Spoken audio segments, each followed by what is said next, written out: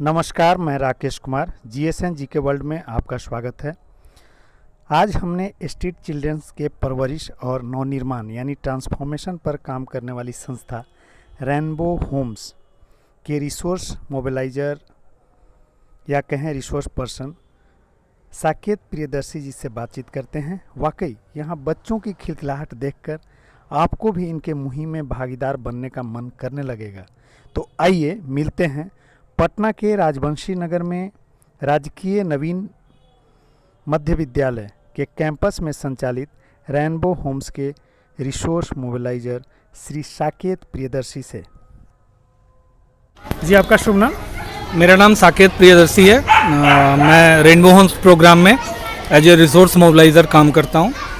Rainbow Holmes programme यहाँ rainbow foundation India के साथ और association for rural and urban needy के साथ और कुछ हमारे पार्टनर संस्थाओं के साथ यहाँ पे काम कर रही है, जिसके तहत हम लोग यहाँ स्ट्रीट चिल्ड्रन पे काम करते हैं। जो बच्चे गली कुचे में सड़क पे जो छोड़े हुए बच्चे होते हैं या जो भीख मांगने या कूड़ा चुनने वाले बच्चे होते हैं, उन बच्चों के लिए हम लोग काम करते हैं।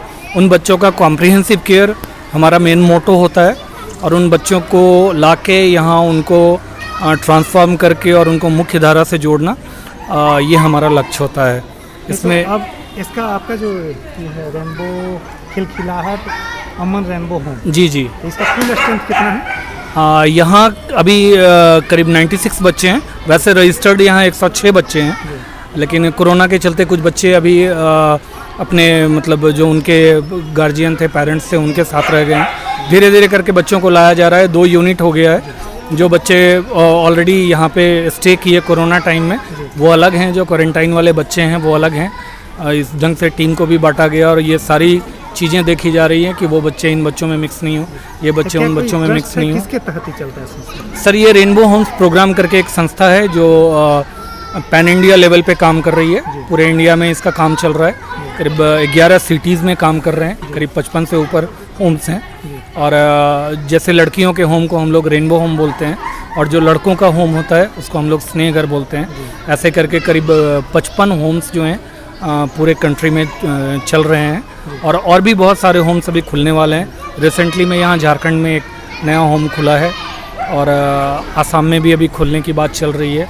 इस ढंग से धीरे धीरे इसका एक्सपेंशन हो रहा है। जी, कहाँ से supportive sponsored by Bihar government या स्टेट गवर्नमेंट? नहीं, बिहार गवर्नमेंट से बहुत ज़्यादा सपोर्ट तो नहीं है। उस सपोर्ट की इच्छा हम लोग रख रहे हैं और सपोर्ट की कोशिश कर रहे हैं। गवर्नमेंट को भी हम लोग टाइम टू टाइम इन्फॉर्मेशन दे रहे हैं और इस टाइप के मॉडल को रन करा के हम लोग चाहते हैं कि बिहार गवर्नमेंट थोड़ा आगे आए।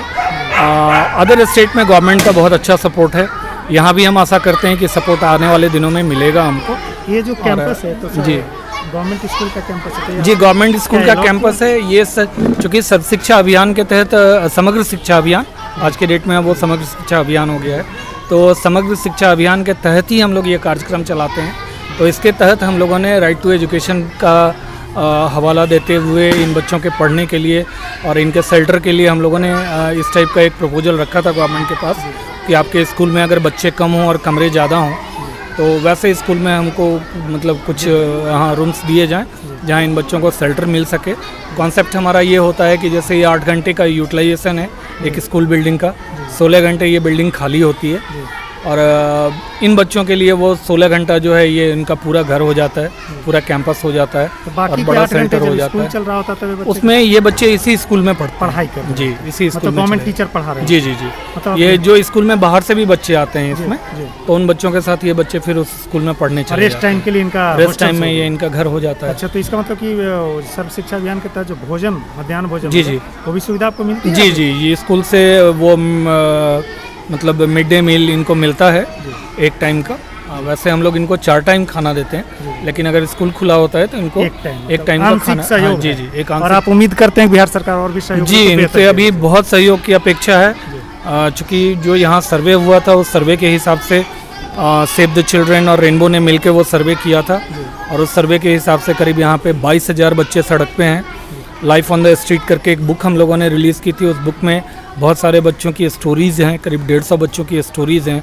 वो यूनिसेफ को भी दी गई थी और यूनिसेफ ने भी इसको as a best model define किया है और गवर्नमेंट को भी इंसिस्ट किया है कि इस टाइप के मॉडल चलने चाहिए।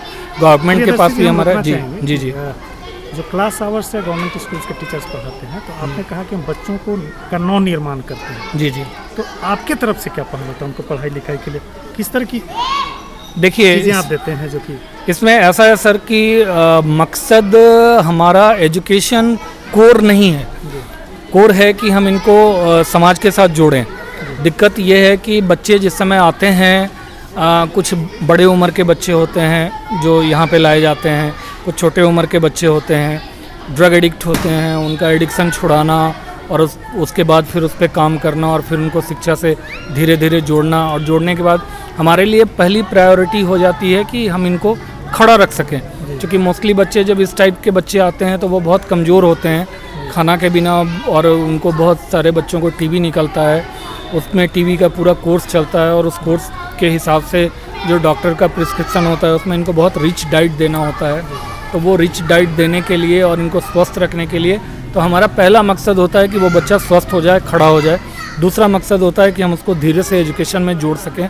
हमारे यहाँ सर मतलब पूरे रेनबो संस्था में ये 2 चीज़ रिस्ट्रिक्टेड है कि हम लोग बच्चे को मारते नहीं हैं। कोई भी आदमी थप्पड़ नहीं चला सकता है किसी भी बच्चे पे।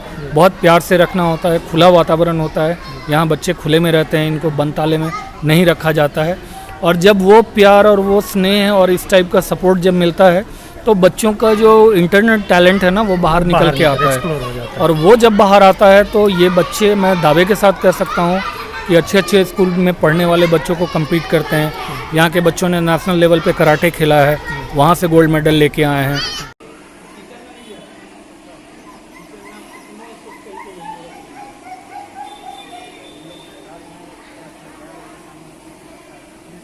दो बच्चे का नेशनल लेवल पे।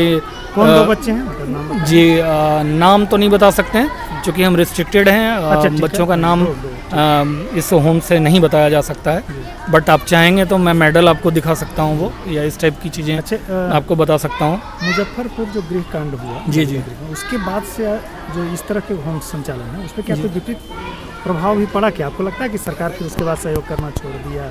करना चाहिए सरकार को, इसका कोई दुष्प्रभाव जो देखिए हम लोग सही ढंग से संचालन करते हैं? देखिए हम लोग अपने काम पे फोकस्ड हैं। ये ऐसा नहीं है कि मुजफ्फरपुर कांड के पहले से ये सेंटर चल रहा है, ये सारे सेंटर्स चल रहे हैं और मुजफ्फरपुर कांड के बाद भी चले हैं। लेकिन हमारी टीम या रेनबो की टीम की एक सबसे बड़ी खासियत है कि हम बिल्कुल अपने काम पे फोकस्ड रहते हैं। हम सही हैं ये हम जानते हैं, और कोई भी दुनिया का आदमी सामने से आना चाहे, वो हमको देखना चाहे, जानना चाहे, तो हम सीना तान के खड़े हैं वहाँ पे। मेरा एक कहना है कि जी, उसके बाद जो एक प्रतिकूल एंटी एनवायरनमेंट क्रिएट हुआ, जी क्रिएट हुआ, तो सरकार का जो सहयोग होगा जी बहुत कुछ सुनने और सहने को मिला, लेकिन फिर भी हम अपने काम में सतत लगे रहे और हमें कोई इस टाइप की परेशानी उन चीज़ों से हुई नहीं। अच्छा प्रियदर्शी जी, एक चीज़ हम पूछना चाहेंगे कि आपने इसे करियर के रूप में कैसे अपनाया, कि आपके मन में भावना या दिल में कैसे आया कि हमें जो है इस तरह के बच्चों के लिए काम करना चाहिए, ऐसे संस्थाओं के साथ जुड़ के काम करना चाहिए? कहाँ से प्रेरणा आपको मिली? नहीं सर, इसमें मतलब कोई ऐसा नहीं है, ये तो पूरी टीम है और सारी टीम को देख के प्रेरणा मिलती है। इसमें हर आदमी ऐसे ही है, सब अपने अपने एरिया के बहुत टैलेंटेड लोग हैं, उन लोगों का ग्रुप है। और मेरे लिए बहुत खुशी की बात है कि रेनबो जैसी टीम में मैं काम करके अपने आप को बहुत गौरवान्वित महसूस करता हूँ। ऐसा नहीं है कि मेरा टैलेंट या मेरी इच्छा है, मेरे जैसे कई लोग हैं जो इसमें काम कर रहे हैं और उनके भी जो टैलेंट हैं वो हमसे बहुत ज़्यादा हैं, और उनको जब काम करते देखते हैं तो मेरा जुनून और भी बढ़ जाता है।